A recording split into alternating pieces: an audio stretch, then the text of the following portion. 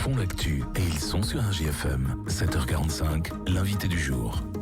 Il est 7h46 et si vous vous rendez en gare de Montluçon ce matin, vous allez trouver des portes closes tout simplement. La gare est fermée. C'est un mouvement à l'appel de la CGT. Une journée gare morte. Il y a un rassemblement. Il y aura des prises de parole également tout à l'heure en début de journée pour dénoncer la situation. On en parle régulièrement sur cette antenne de la desserte ferroviaire du bassin montluçonnais. On va en parler dans les 10 minutes qui viennent avec nos invités. Sarah Dupuis, bonjour. Bonjour. Membre de la CGT cheminots, conductrice de train, le secrétaire du syndicat CGT des cheminots à Montluçon, Michel Dubreuil également, bonjour. Bonjour.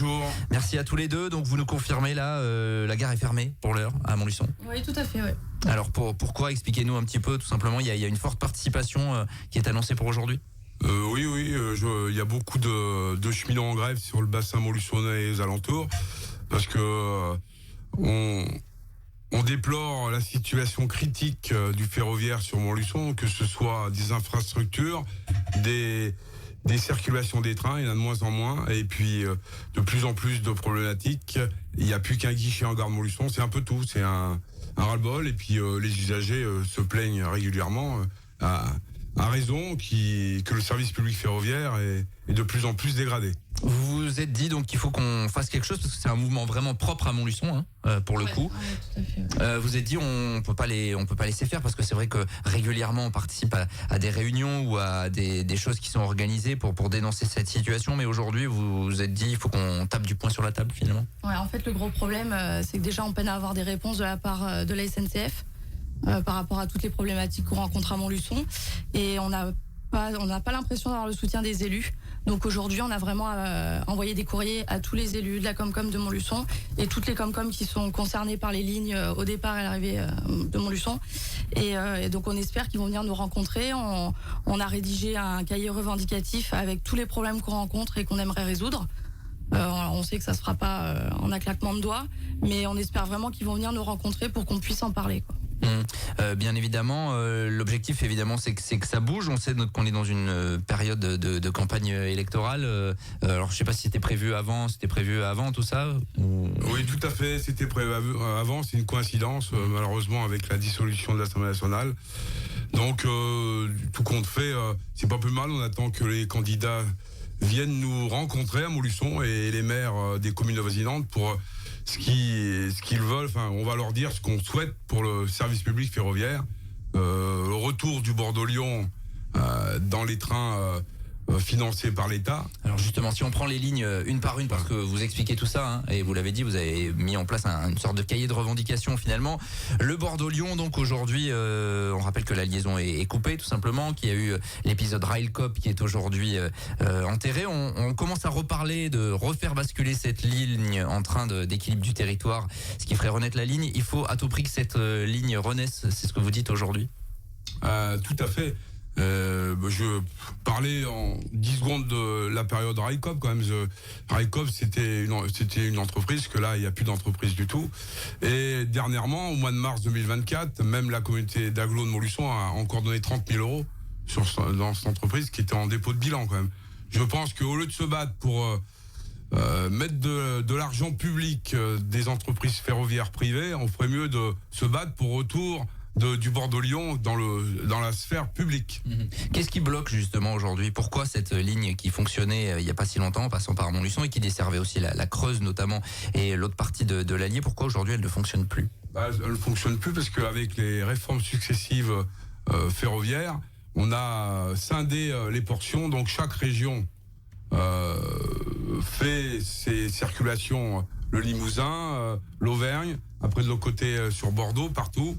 Et ils font chacun, et l'État, comme ils ont décentralisé, ils considèrent que chaque région fait leur parcours. Cette ligne n'est plus d'intérêt d'équilibre du territoire. C'est une desserte fine qu'on appelle. On a cette ligne, on l'a mis en desserte fine, c'est-à-dire compétence des régions. Et nous, on dit que c'est pas normal, que cette ligne doit être compétence de l'État, donc financée par l'État. C'est une revendication que vous portez de longue date et qui peut-être est entendue, parce que j'ai vu passer ci et là, notamment la volonté du vice-président de la région Auvergne-Rhône-Alpes de proposer ça et de porter ça au niveau national. C'est indispensable finalement pour qu'aujourd'hui on retrouve cette liaison transversale. Tout à fait, mais ce qui est un peu contradictoire, c'est ces gens-là qui portent, que ça revienne dans le giron de l'État, ils ont voté tous, autant qu'ils sont, les réformes ferroviaires successives qui détruisent. D'un côté, au niveau local, on dit qu'on n'a plus de train, et au niveau national, on vote des lois qui contrarient complètement ces lignes-là. Bon, voilà pour le Bordeaux-Lyon via Montluçon. Il y a évidemment Montluçon-Paris par Vierzon, où vous réclamez le retour de train direct. Oui, tout à fait. Ça serait vraiment essentiel, je pense, et ce sera un atout pour Montluçon. Actuellement, beaucoup de jeunes viennent faire leurs études à Montluçon, et en fait, dès qu'ils ont terminé, ils partent parce qu'on est vraiment enclavé. Et avoir une ouverture sur Paris, après sur Bordeaux et Lyon, et plus de dessertes à destination de Clermont-Ferrand, ce serait évidemment un atout pour la ville. Donc, on comprend pas les positions des décideurs. Il y a eu des investissements et qui sont en cours d'ailleurs sur cette ligne en ce moment entre Montluçon et Saint-Amand, mais qui permettent simplement de maintenir, on va dire, les temps de trajet. Vous dites il faut aller plus loin, il faut vraiment des investissements massifs encore plus importants. Alors déjà, je pense de mémoire, il y a eu entre Montluçon et Vallon-sur-Louis 45 millions d'euros d'investis. Et ça a été confié à une entreprise extérieure, comme beaucoup de travaux maintenant.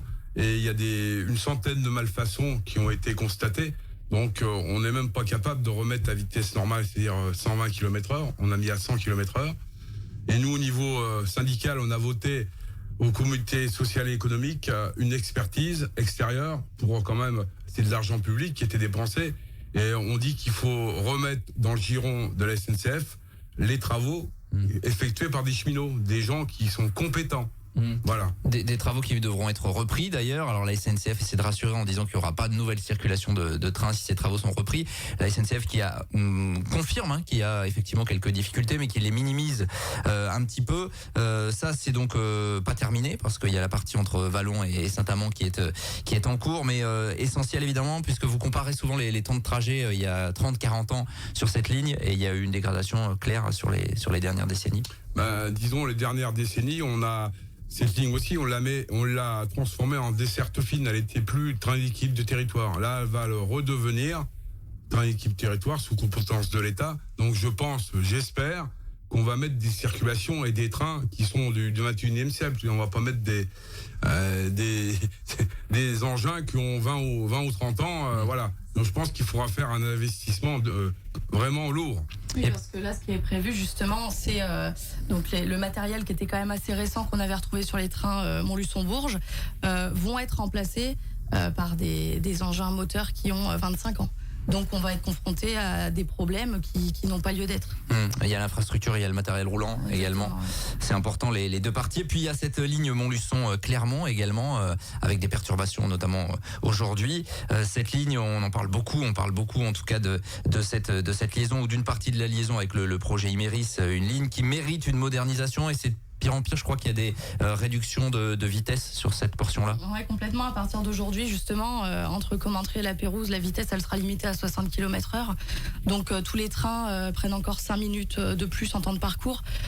C'est pas entendable. Et en fait, ça a été acté l'année prochaine, donc décembre 2025, ça sera 60 km/h de Commentry à Ghana. Donc là, on va arriver à des temps de parcours totalement aberrants, et il faut faire quelque chose rapidement. Ça va être quoi, Montluçon-Clermont? On va s'approcher des 2 heures du coup? On va s'approcher des 2 heures, oui, tout à fait. Donc on a peur que les gens se tournent vers la voiture, ce qui est totalement logique en fait, parce qu'on ne peut pas leur offrir un service public de qualité. Vous réclamez également que les guichets soient ouverts du premier au dernier train dans toutes les gares. Effectivement, il y a moins de guichets ouverts dans les gares, ça c'est une évolution générale. L'objectif de cette journée, c'est vraiment de vous faire entendre, de dire c'est bon, ça fait des années qu'on en parle, mais il faut que ça bouge. Tout à fait, ça fait des décennies qu'on en parle, et que ce soit les uns ou les autres, ils n'ont rien fait sur Montluçon pour le ferroviaire. Et ce qui est encore plus grave, c'est que les travaux, si rien n'est fait, des travaux conséquents, très conséquents entre Montluçon et Ghana, il y aura un ralent à 60 km/h, comme ma camarade l'a dit, mais peut-être plus à l'avenir. Et peut-être, ce qu'on a peur, nous, c'est qu'on priorise les trains d'Iméris pour le lithium et qu'on supprime les trains de voyageurs s'il n'y a pas le budget pour refaire la ligne. En trafic restreint. Et j'ai écouté sur d'autres médias, j'ai lu que le maire de Montluçon, si ça peut pas se faire par le rail, lui, il voudrait le faire par la route. Donc, on a calculé, nous, avec les données d'Iméris, il faudra 350 camions par jour de Saint-Bonnet de Rochefort à Montluçon. Oui, il a dit qu'il était favorable effectivement à la création d'un nœud autoroutier à Saint-Bonnet-de-Rochefort en attendant que cette ligne puisse bénéficier d'aménagements importants. En tout cas, toutes ces revendications, vous allez les porter aujourd'hui. Mouvement de grève qui s'annonce donc suivi, vous l'avez dit, sur Très suivi, oui. les cheminots Montluçonnais. Et le mouvement, donc des rassemblements tout au long de la journée devant la gare ou surtout ce matin? Surtout dans la matinée, donc on espère vraiment pouvoir rencontrer les usagers et les élus surtout. Voilà, c'est un mouvement porté donc par la CGT, la Fédération des cheminots. C'est spécifique aujourd'hui en gare de Montluçon. Si vous devez prendre le train, allez vérifier les horaires de vos trains parce que donc la gare est fermée ce matin. C'est l'information qu'on peut vous donner. Sarah Dupuis, Michel Dubreuil, merci d'être passé à notre micro. On rappelle le représentant de la Fédération CGT des cheminots pour cette journée gare morte aujourd'hui en gare de Montluçon. 7h57, nous on revient dans quelques minutes. Tous les matins, 7h45, l'invité du jour en direct sur RJFM. Retrouvez l'invité du jour en podcast sur rjfm.net et l'appli RJFM, mais aussi en replay vidéo sur YouTube et Facebook. RJFM.